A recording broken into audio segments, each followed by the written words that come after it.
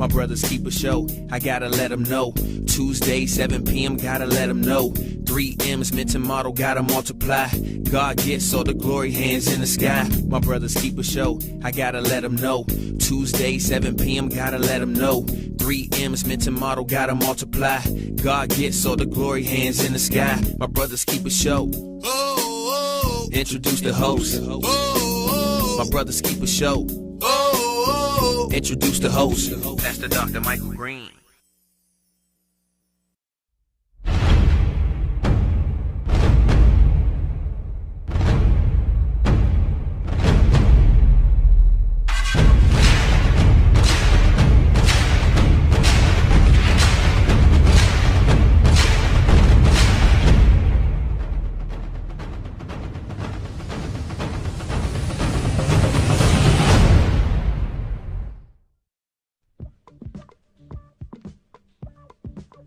It's the new, all-natural, family-friendly pharmacy, Family Choice Pharmacy, located at 8313 Annapolis Road, New Carrollton, Maryland.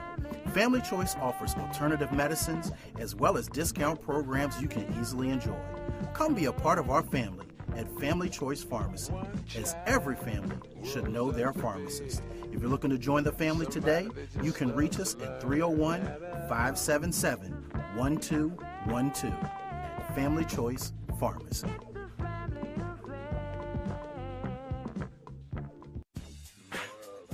If you like to roller skate, you will love Lanham Skate Center. We offer all kinds of specials, birthday parties, skate classes, and more. You can even reserve the rink for a special event. Skate rentals only $3, so roll on over to Lanham Skate Center today.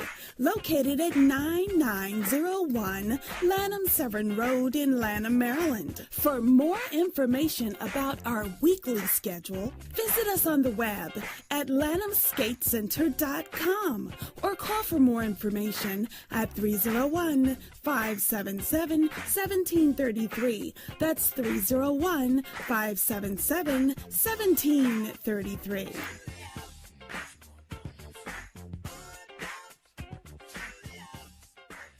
For more information at 301. Yeah. Remember, that's on delay. We're live. Yeah.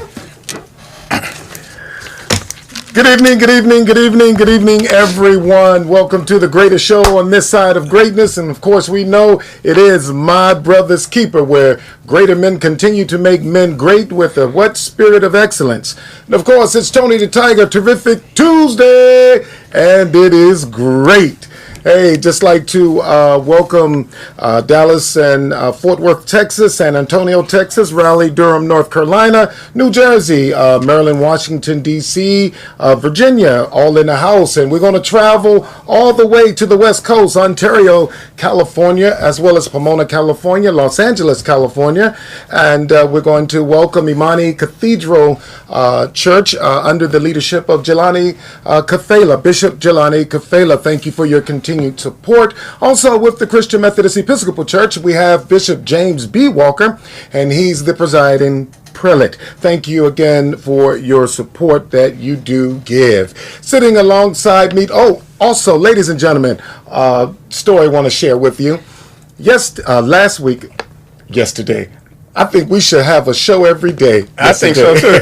Well, last week as I was packing up, we were getting ready to leave, and a gentleman came into the studio, and he knocked, and then he asked the other guy that that was blocking his way, could he come in? And he said he wanted to meet me. Wow. I was like, am I a superstar? I mean, am I a superstar? He said, no, I just wanted to shake your hand.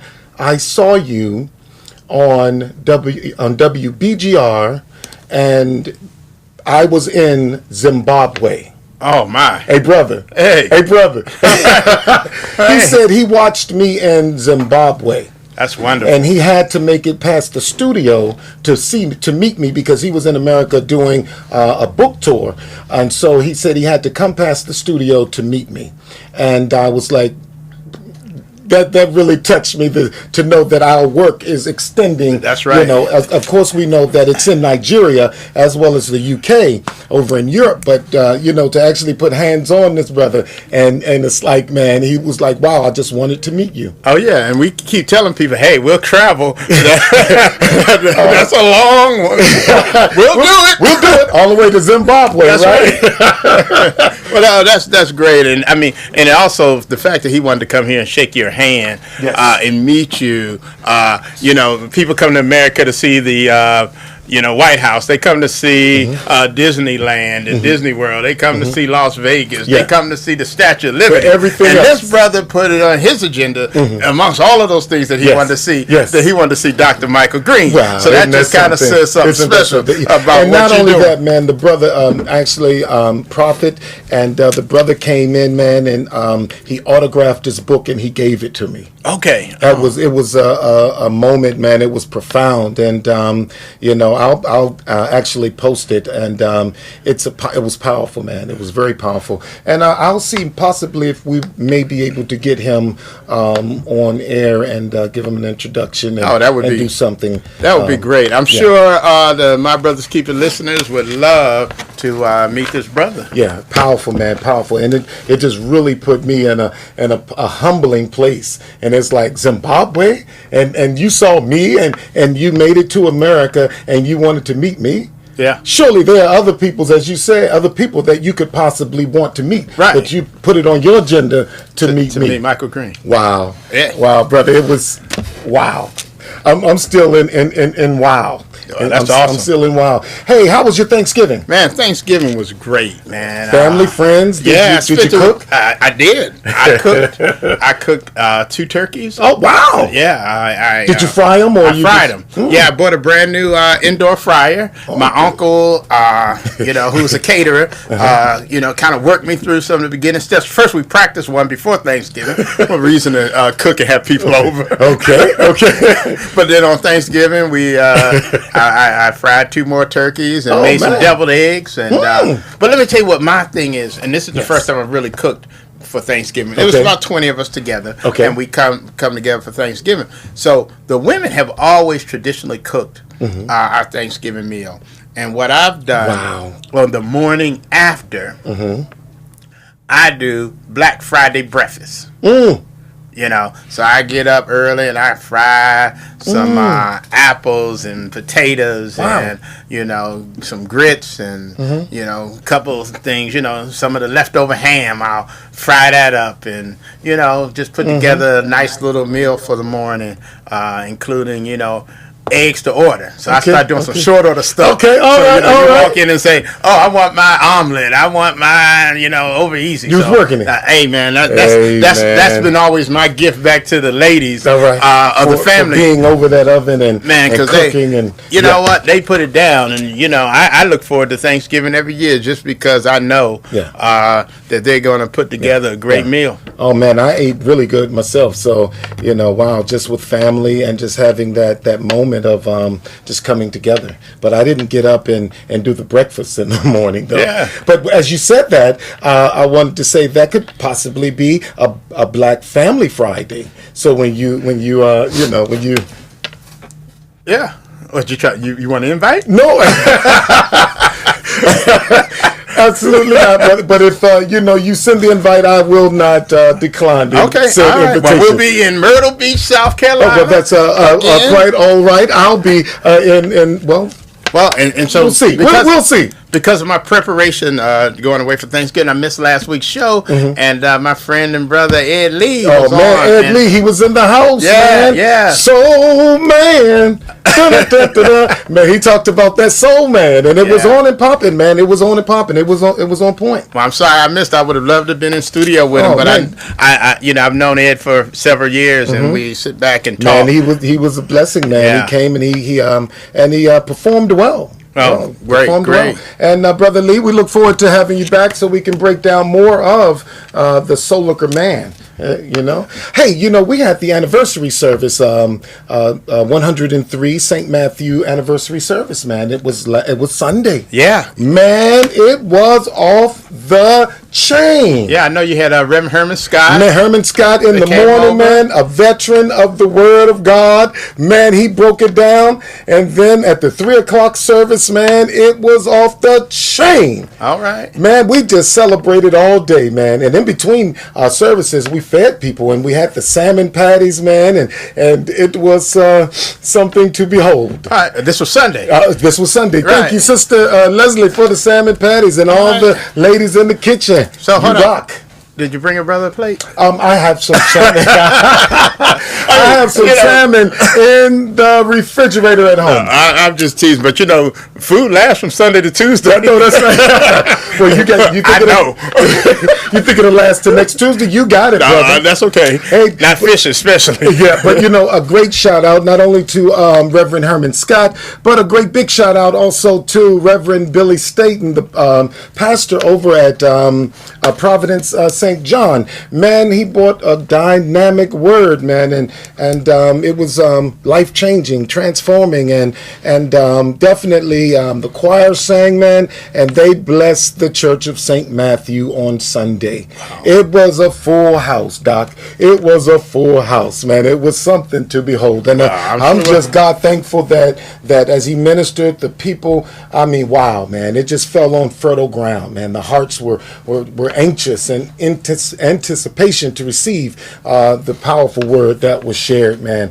And pictures are coming up on the post, but definitely it was an awesome time of fellowship. And 103 years of being in existence is something very powerful and serving a community. And that's what we're about over at St. Matthew, serving a community. And it was a blessed service, and look forward to more opportunities to fellowship, collaborate, and partnership. And that's what I believe ministry is all about. Oh, definitely. Yeah. And as we're talking about blessing. Yes, sir. And segue before we get into our dialogue, we just want to also announce that today is a day that everyone can be a blessing to someone. Yes. Today is Giving Tuesday. So, everybody been spending money ever since Thanksgiving. They got all the food and all that. They got all fat so they can spend money the rest of the weekend. Because Friday you had Black Friday. That's right. So you got all those. You got up and went to spend that money. Went and spent it, gave it to all the merchants. On Saturday was Small Business Saturday. So they asked you to spend your money with small businesses. That's right. Then, now, I'm sure you spent a lot of money on Sunday when you gave your tithes and offering. I'm sure that everyone that was already added will say they did that. So we want to just recognize you and thank God for your tithes and offering. Then on Monday, they had Cyber Monday. Another opportunity for you to spend. Yes. And so now, today is your day. As we close out all this season of spending to start getting ready for the season of giving. And as a prelude to the Christmas season, we have Giving Tuesday. Giving Tuesday. And that's a day where we encourage individuals to give to nonprofits and to community and charitable organizations. Amen. So if you haven't already given to your church or your favorite HBCU or your CDC, your Community Development Corporation in your neighborhood, this is your opportunity to still give. It's only 7:15 on the East Coast, and then even earlier on the West Coast, so you still have time to give. So we just wanted to make that public service announcement. And you can also go to stmatthewcme.com and give to St. Matthew for the feed the community on first Sundays, as well as taking care of our young people as we do workshops, mentorship programs as well. All right. So definitely stmatthewcme.com, stmatthewcme.com. So you definitely can go there and give, and we definitely appreciate, and it is taxable giving as well. So definitely Giving Tuesday. Well, tonight, Dr. Champ, we want to talk about rejection and how it impacts our lives. We know that rejection is an act of pushing someone away or something away.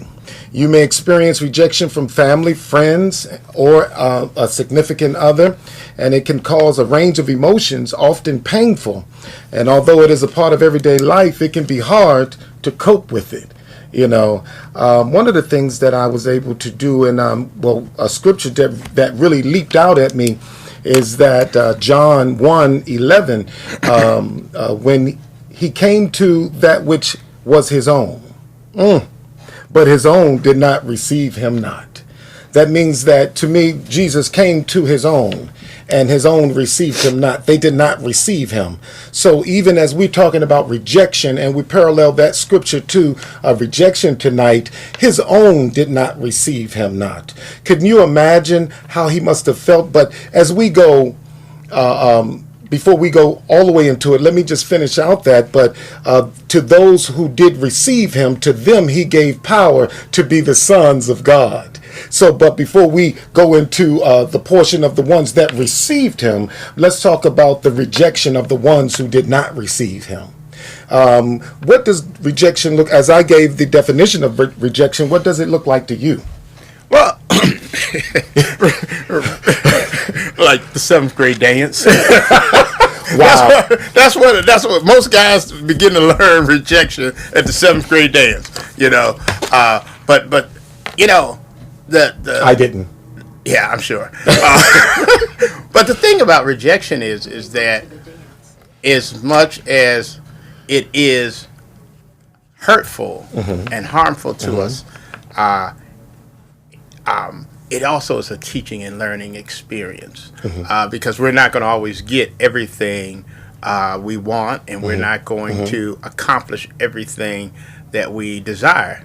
And learning rejection and how to deal and cope with rejection is very important, because rejection is a part of life. Yes, it is. And we are going to feel tension, as you said Jesus did, where we get pushed away or we're not accepted. And that really goes back to some of our early needs of life. And that whole boy, I'm gonna get my people wrong here, but the law of order, where we our basic need for survivorship is to feel belonging. And so when we are rejected, we actually are outside of that comfortable place where we feel that we're in belonging, where we have a piece of fellowship or a koinonia, as we would say. And so rejection is a thing that puts us in in an uncomfortable place. Okay. Well, I wasn't rejected in the 7th grade, but I was rejected in the 8th grade. I remember her name. I still remember her name. And it was quite amazing, because I was crushing on her very hard.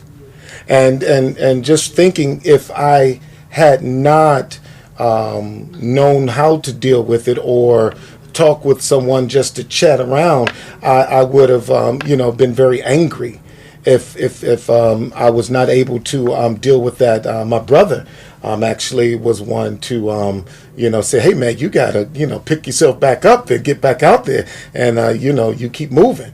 And so had I not had that kind of pep talk, just think, just here recently, someone was rejected. I believe it was in Chicago, and a murder took place.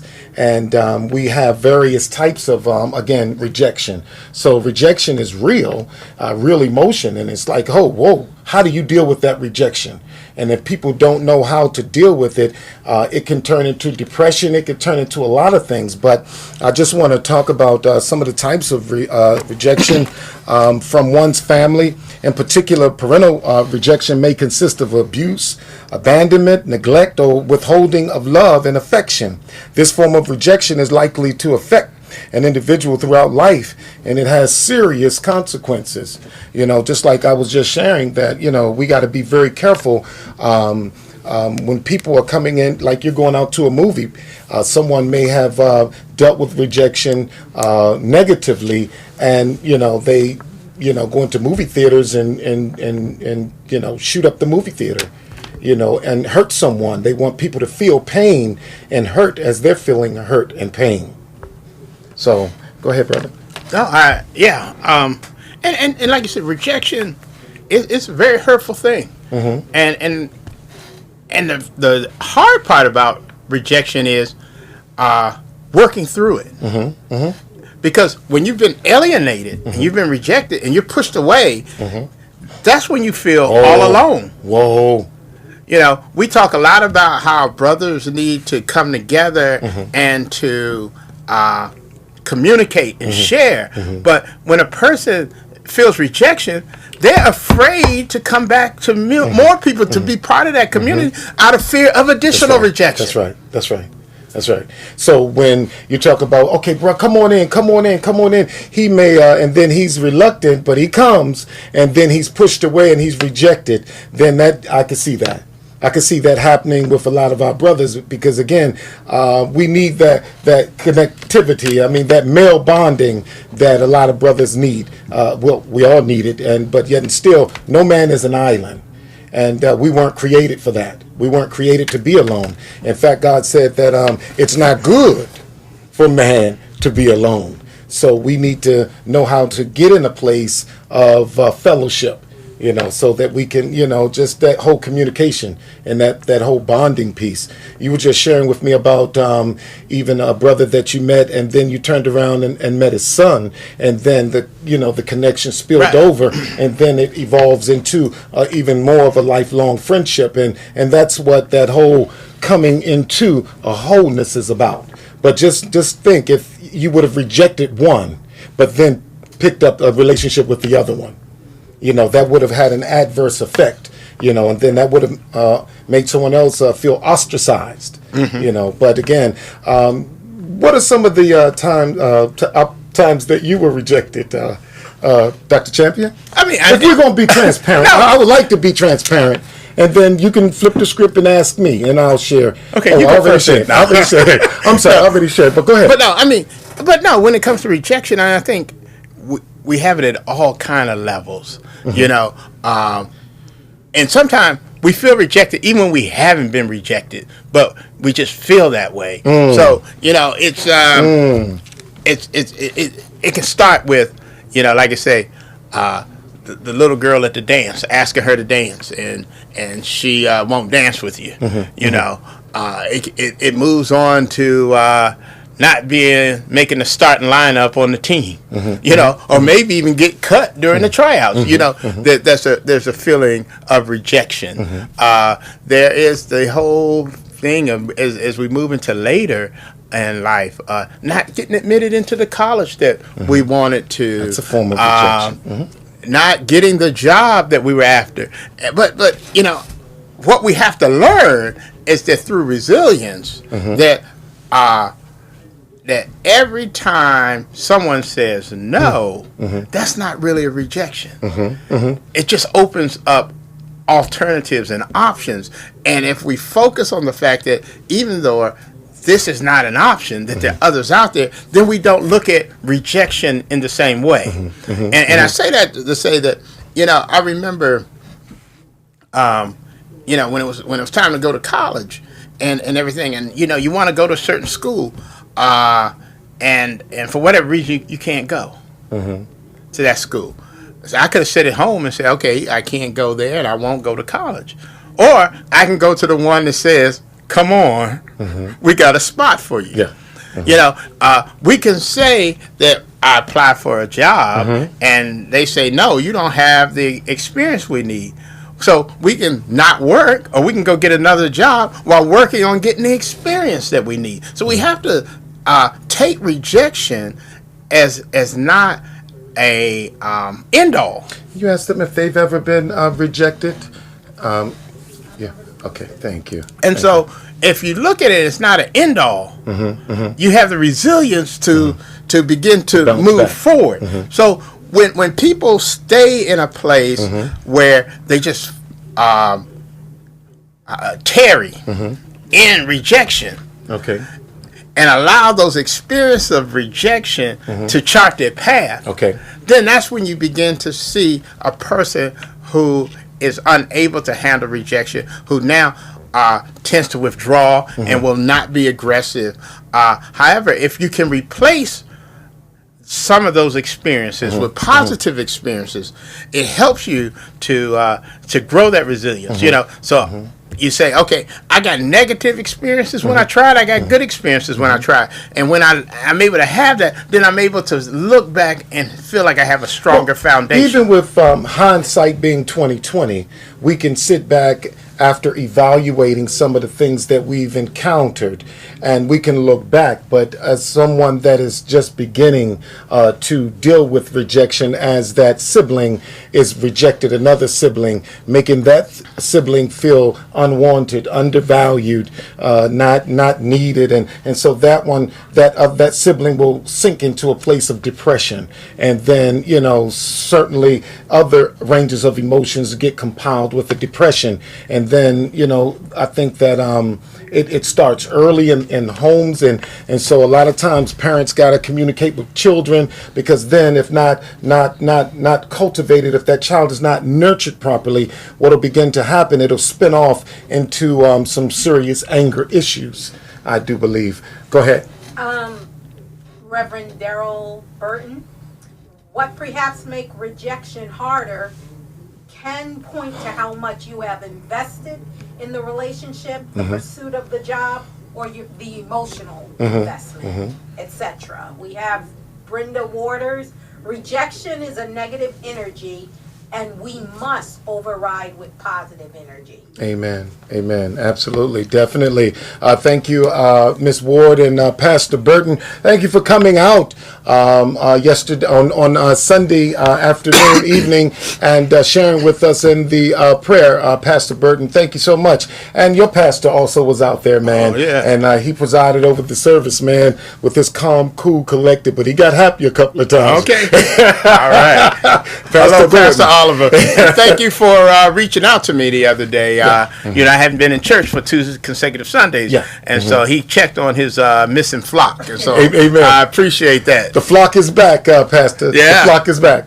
But and it's funny, and I say this in a joking way, but it's a serious thing too, and how we handle, how we deal with rejection, because sometimes we deal with it in anger, but sometimes we try to mask it by now making an ogre of the person who rejected us, when ain't nothing wrong with them, but rather than accept rejection for whatever reason and looking at ourselves, because sometimes we got to look at ourselves and decide, should we have been rejected from what we were striving to get? So hindsight is 2020. No, what I'm saying is, but sometimes we got to look at, did we deserve what we were after? So do we need to make changes so that the rejection won't continue? But what I was going to say is, but what we do is we make an ogre out of the person. Yes. So yes, we do. You go over and you ask the young lady to dance. She says no. And he said, well, I ain't want to dance for you. How could you got a big head? Or you can't dance anyhow. And that's the way, and that puts it at its simplest point. But we start convincing ourselves that we didn't want the things we actually did want. Societal conditioning. That's how society. I really didn't want. As well. I really didn't want that ideal job that pays 7 figures. Because I didn't need that type of money, no how. And the reality is, we've all been rejected in some area and in our life, and we've had to make adjustments and look at it as opportunities. So I think it's a transformation of the mind and how we choose to look at things. And rejection is very healthy. Yes, I believe it is. Because when we're not rejected, we can also start. Fix it up now. We can have a form of entitlement. Yes. Where we feel entitled to certain things when we're not that, rejected. Again, that's right, we haven't earned. That's right. And so sometimes that rejection is the fact that you got to earn it. Well, you look at, say, Michael Jordan, and when he tried out for basketball, junior high school, and then high school, he was rejected because he was not brought on the team. He didn't make it on the team. But on the flip side, he was an excellent baseball player, but he desired basketball. And now we look at a great, or one of the greatest who have ever played the game. And so I say that to say, you show me someone who's great, and I'll show you someone who's been rejected. Right. And you saw a person who was rejected and accepted the fact that he had to make change. Yes. He acknowledges the fact. And Yes. people will say that he was always the hardest worker, is the best guy on the team, the hardest worker, the one that stayed after, the first one at the gym. And see, sometimes we want greatness, but we're not willing to put greatness into it. That's right. That's right. So the rejection may have had to come to allow him to be redirected to begin to prepare for greatness, instead of him just feeling like I'm entitled. Okay, well, how about this one?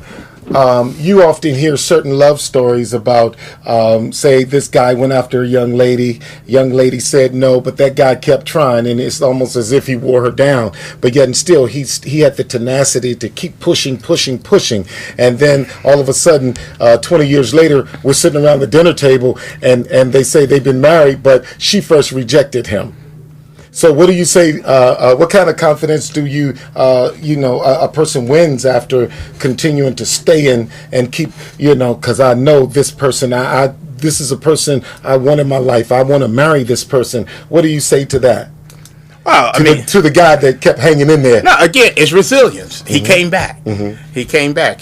There's certain people, and I was that guy that, I walk across, and man, you know how it is. I go across the room, and it seems like everybody in the whole room is watching you walk over to somebody, and they say no. I ain't asking nobody else that night. Then you meet the other guy who will walk over to her best friend and ask her to dance next, because it doesn't faze him. But then you find that other guy that will sit there, and you tell him no, and they'll say, okay, but can I get your soda? you won't dance with me, but can I do something for you? You're right. That's really a nice dress. That, but he gave. Right, that's really a nice dress you have on. And what it is, it's like sometimes rejection, or sometimes no isn't rejection. Maybe she just didn't want to dance.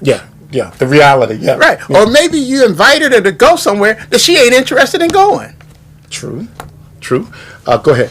Reverend Tony Lee, rejection sometimes brings humility and produces a reformation. And then Reverend Burton, Saul rejected the greatest in David. And it becomes great. Yeah, absolutely. Happy belated birthday, Brother Lee. I haven't had a chance to see you since your birthday, but good to have you on. Pastor Lee, your party was great. Thank you for inviting me. Oh, okay. How are you dealing with that rejection? I was come back with some. Watch him come back with it. I was invited. I was out of town and unable to. How are you dealing that he rejected your party? So he invited you to replace me. And you know what? It was okay. I was just happy to be in the number. No. Because it made me feel special to attend your party, Pastor Lee. Oh, yeah. Thank you again for inviting me. All right. Now, how about if he one of his members that know he had a party? They were there. Okay, all right. They were there. Everybody was there. All right. And it was his 50th. Except for you. Yeah, but hey. Some of your frat brothers were there, too. I'm sure. They were showing out. You know why? You know why they were there? And they played the dog song. Because he's a great man. Yes. And brothers want to come out and support a great man. Absolutely. He definitely is. Let's talk about long-term rejection, or rejection that results in extreme feelings and contributes to trauma that can lead to psychological consequences. And how about that psychotrauma? The psychotrauma where, you're rejected and then you turn around and then you pick up other stresses, not psychotic. But you pick up other stresses that controls you, and it comes as the psychotrauma.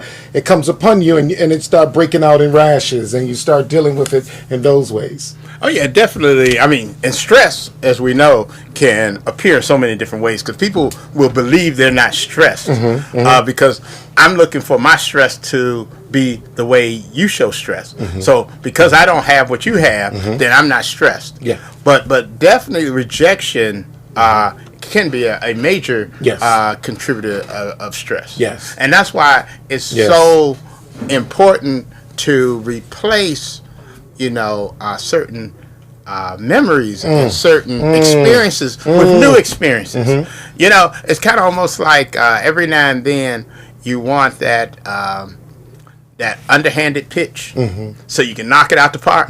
So sometimes we have to take we have to find those easy wins. You know, sometimes we have to find build your steam back up. To find success, to find comfort, to build ourselves. Now, I'm not saying that now. Please don't think I'm saying this about relationships when I say that you got to find the easy win. I'm talking about other types of. I wasn't. I was just no, but somebody I know life, we've been given. So I don't want anybody to mistake that to say, oh yeah, she looks like she'll go out with anybody. You know, I'm not suggesting that at all. But what I am saying is sometimes we have to have new experiences. Can we do this right quick? Moment of transparency. My divorce was a form of rejection. And it sent me to a dark place. And it's not until I was able to get back up and see the light again, because of that Pastor Burton even shared in his earlier post how much time you invested and how much value you've added to that relationship. And I've added so much to it till that when I felt rejected, it just took the life out of me. Yeah. And I was in a broken state. And that rejection, it's a serious piece. But I also think that once you understand, and it allowed me an opportunity to get my foundation back in place. But it's not until my foundation was back in place of who I was that I was able to get back up and out again. Replacing that experience with new experiences. Yes. And you know, as you said that and you shared that, and I'm divorced as well.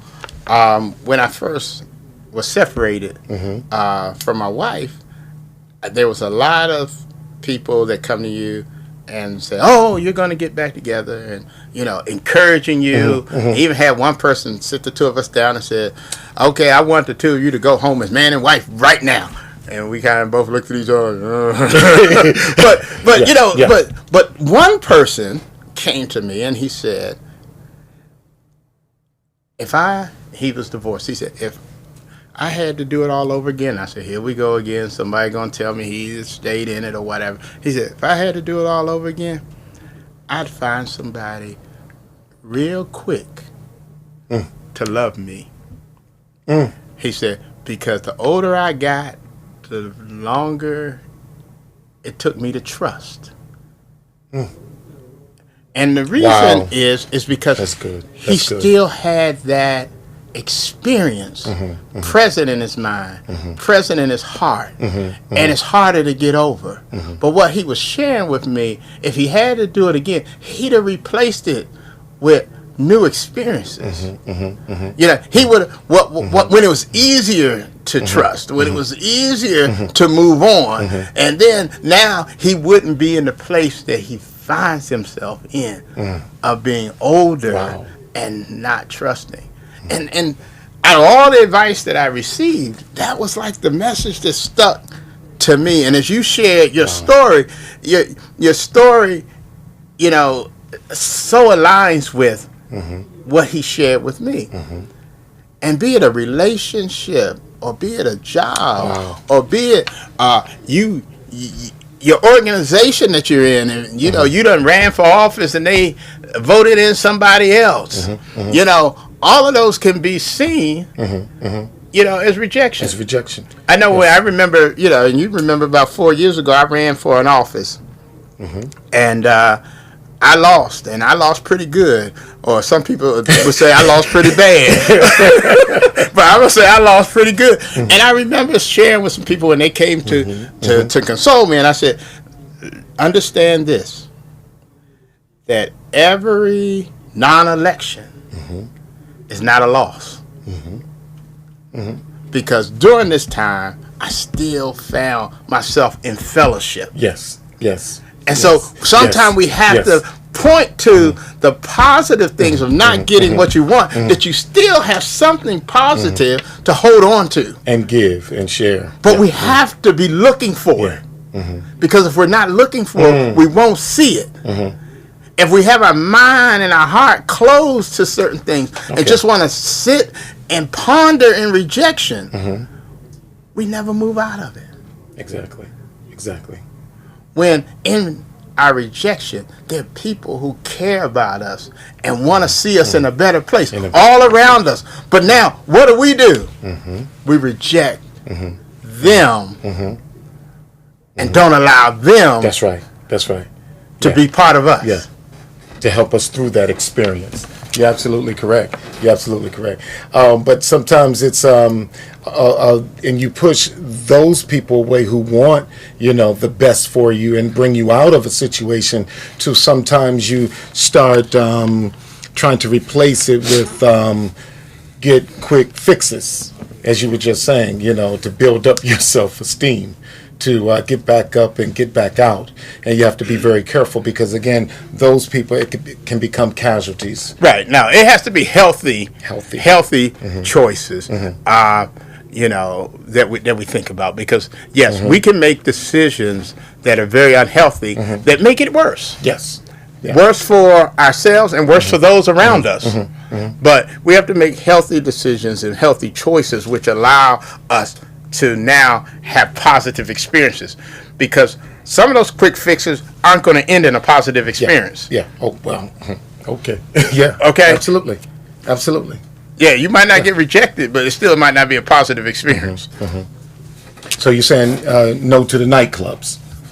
No, I didn't say that. Okay, coping with rejection. Those who find themselves rejected often may become distressed or frustrated. They may begin to reject themselves, believing that they are not good enough for others or they will never succeed.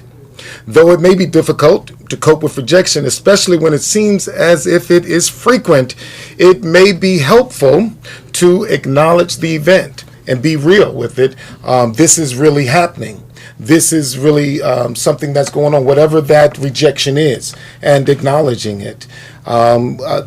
Overcoming any obstacle, I'm finding, is one of the first things is to acknowledge it. Self-acknowledge, to say, yes, this is the reality, and this is consciously how I'm going to deal with it. So therefore, you're intentionally going to say, I'm going to deal with it constructively. And writing it down, and writing what you feel down and acknowledging it, and where do you go from here?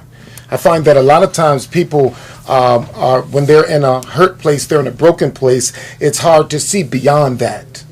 And it's going to take a friend, of someone to help pull you out of that place, to say it's okay to live, until you can give yourself permission to say it's okay to live again, and that's very serious, because I've come in contact with a lot of brothers who are enduring rejection, and they self-medicate with stuff and put stuff on stuff, and therefore it just compounds the rejection, turns into bad habits, so therefore now your life is spinning out of control.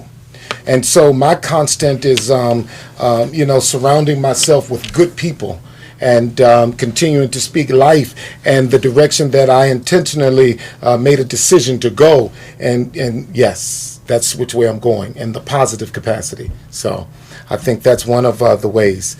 The second one was expressing verbally, is a way that you can, share with someone, and they can help. And not everybody want to help you. They just want to know your business. And, I remember going to someone that I trusted even. And they really shared some information with me that I was like, wow. That they insulted my integrity, because of what had happened and led up to my divorce. They really pointed a finger at a party at me, basically, and then it was like, wow. And that let me know there that they didn't really know me. He didn't know me, so I had to back up because it could have been a very slippery slope there. And then I had to back up and then, regroup and still get back and find that person to really trust in, to communicate and talk with. So talking with the right people, not just anybody, but the right person. Right. No, you're absolutely right. Because a lot of times that first person that comes to you don't have the right intentions. Like you said, they just want to know your business. But it's so important because, we always say that this term is something like misery loves company. But sometimes people just want to hear that you ain't doing that good because they know that now they feeling better because you're doing worse than them. Yeah. And that's but crazy. It's not about feeling better because I can stand on your back. It's about feeling better because we're lifting each other up. That's right. So we have to ensure that our relationships, again, healthy relationships, are built in a foundation that has mutual benefits to both parties. And see, that's the thing. Oftentimes, relationships don't go strong because only one person is getting what they want out of it. Yeah.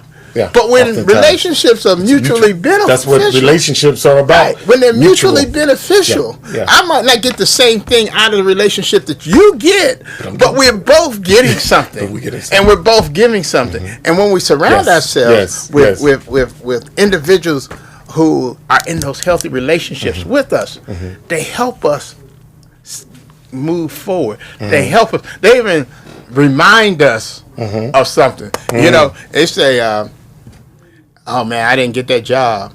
Yeah, but you remember that one interview you went on, and man, how you knocked it out the park? And they just replenish you with positive feelings and positive thoughts because they know you and they know the type of things that you take pride in. She wouldn't go out with you. Did you have on your lucky shoes? Every time you put on those, every time you put on them gold boots, they go out with you. Okay, I believe that one right there. So, what you're saying basically is relationships are mutually beneficial. And most times when you see relationships dying out is because one stopped meeting the need of the other that they mutually agreed that they would meet. That's when relationships become unhealthy. Yeah, when it's not beneficial on both parties. Yeah. And that's a painful place to be in. Right. That's a very painful place to be in.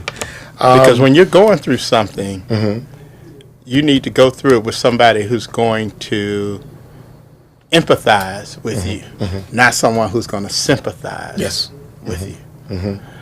And when we find that when people are in things with us in empathy, what makes them feel better is knowing that we feel better. And not holding us down into, and you can watch folks, see how they remind you of your lowest moments. Woo! You're just sitting around, you're feeling good, and they're like, you feeling too good today. You remember that time you got fired?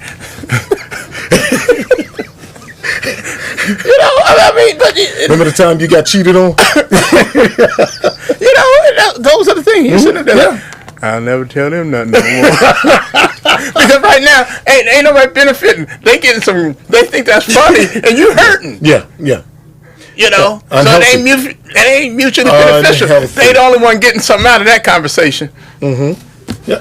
Well, one of the things that we can do is avoid dwelling on the event and avoid dwelling on the event with people who want to keep bringing you down with sympathy. Right. So that's one thing that we want to do is it can also lead to self-blame if we continue to keep processing it over in our minds. So avoid dwelling on the event.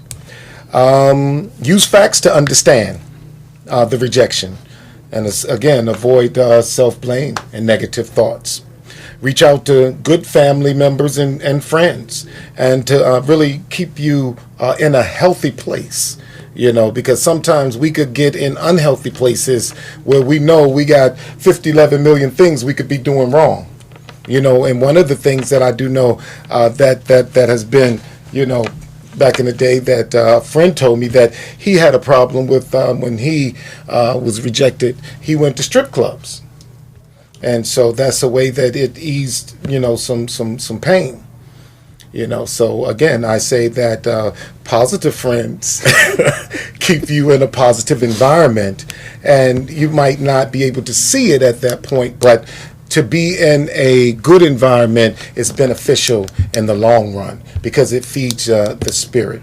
And you got to be careful too about going to places when you've been rejected that you feel are going to not reject you. Because now you go to strip club after being rejected, and the lady say, "Oh no, you keep your money. I'm going over there." Now that's even worse rejection. So you got to be really, really careful.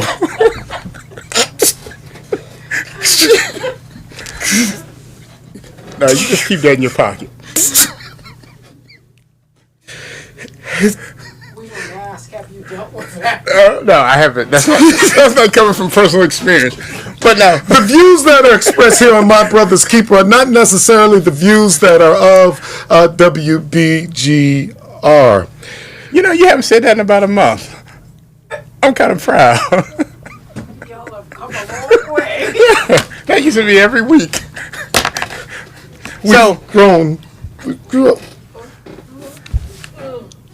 So, the friends that we're going to hang out with, the friends that are going to, really keep us in a positive environment and keep us, in a good, healthy place, mentally, emotionally, as well as spiritually. So, no, you're right, and that's why we search for the healthy relationship. But the other thing is that sometimes we got to look at rejection as a blessing, because sometimes we got to realize that we got rejected from a place we ain't belong. You know what I'm saying? Some places we don't need to be going. Certain groups we don't need to be hanging out with. And so rejection is sending us back to where we need to be. That's right. So sometimes we have to look at rejection as a blessing. And sometimes we even, if we really are true to ourselves, there are days that we actually look back and say, you know what? That's the best thing that could have happened to me. Not being mixed up in that. Yeah, that's that hindsight 2020. We look back over it, and it's like we can see, had I stayed here, I wouldn't be where I am now. Right, and so we have to acknowledge it. As you said, you have to acknowledge the fact that rejection was a blessing. And when you start also recognizing that rejection can be a blessing, you're again more receptive to it. See, because we just want to always think of rejection as something negative. Well, being with XM Radio, and then they were moving certain departments to New York. And I knew that I was not going to New York because I was still here. Indirectly, that was a form of rejection for me. So therefore, I went and signed on with Clear Channel, I believe. And then from Clear Channel, WBGR, here I am, going on 4 years now. So again, something great came out of, rejection with XM Radio all along. And here you get to do it your way. And here, I thank you. You want to say that for me, ladies and gentlemen? Ms. Sessions said, here, I get to do it my way because it's my brother's keeper.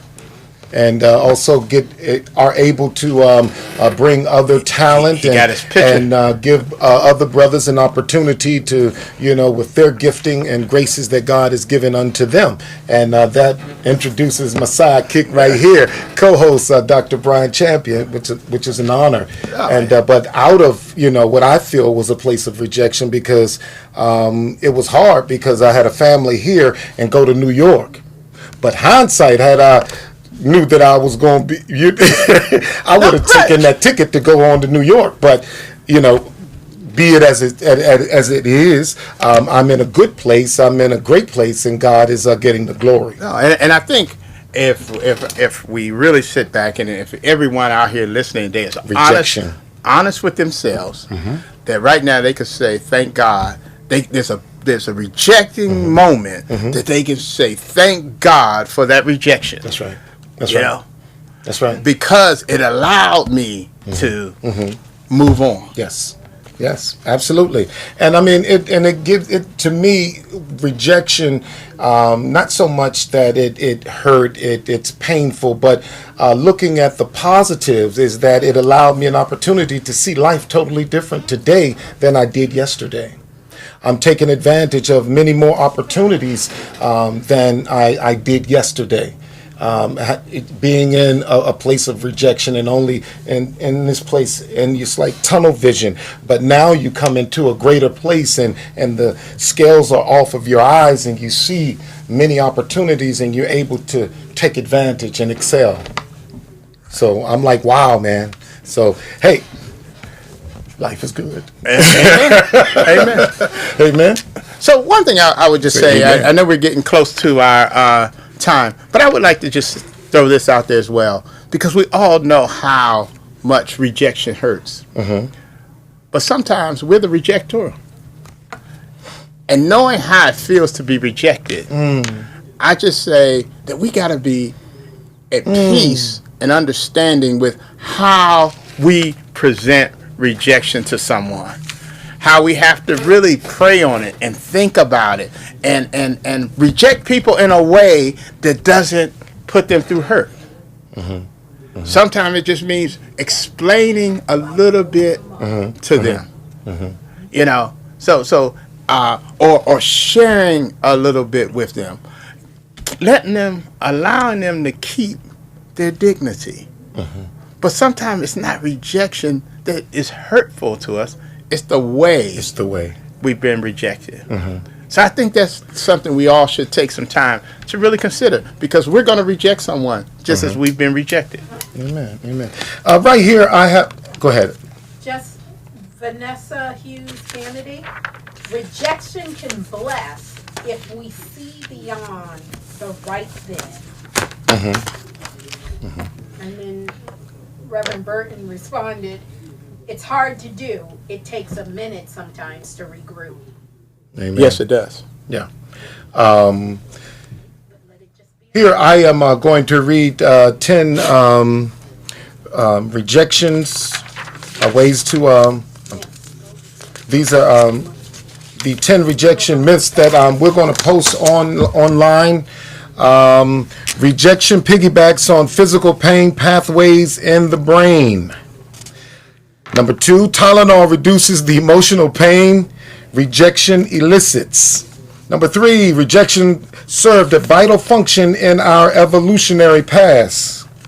Number 4, we can relive and re-experience social pain more vividly than we can physical pain.